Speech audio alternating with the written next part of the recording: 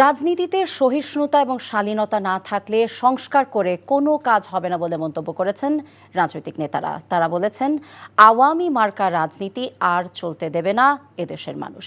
Bangla addition news পোর্টালের উদ্বোধনী অনুষ্ঠানে তারা এসব কথা বলেন। হাসান মাহমুদের রিপোর্ট। সংবাদভিত্তিক নিউজ পোর্টাল বাংলা এডিশনের উদ্বোধন করে জুলাই শহীদদের পরিবারের সদস্যরা। অনুষ্ঠানে দেশের প্রথিতযশা রাজনীতিবিদ সহ বিভিন্ন শ্রেণী পেশার মানুষ অংশ নেয়। বক্তব্যে সমাজ কল্যাণ উপদেষ্টা বলেন, অন্যায় অবিচার যতবার মাথাচাড়া দেবে ততবারই যোদ্ধারা রুখে দাঁড়াবে।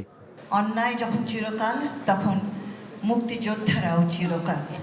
তারা ফিরে ফিরে আসেন সমাজকে, দেশকে একটি মুক্ত দেশ দেওয়ার চেষ্টায়। আমি গর্ববোধ করি এনটিভি নিয়ে যে এই আন্দোলনে আবু সাইদের এই ছবিটা আমাদের সাংবাদিক ধারণ করেছিল এবং এই ছবির মাধ্যমে সারা বাংলাদেশে যে আন্দোলন হচ্ছিল সেটা বিস্ফোরণ সৃষ্টি করেছিল। আমি সেই সাংবাদিক সহ যারা এই আন্দোলনে শরীক হয়েছেন সবাই প্রতি শ্রদ্ধা জানাচ্ছি। বক্তারা বলেন, জুলাই ঐক্যে ফাটল ধরাবার ষড়যন্ত্র চলছে। রাজনৈতিক শালীনতা এবং শিষ্টাচার বজায় রাখার কথাও বলেন তারা। এই দেশে আর হাসিনার জন্ম হবে না।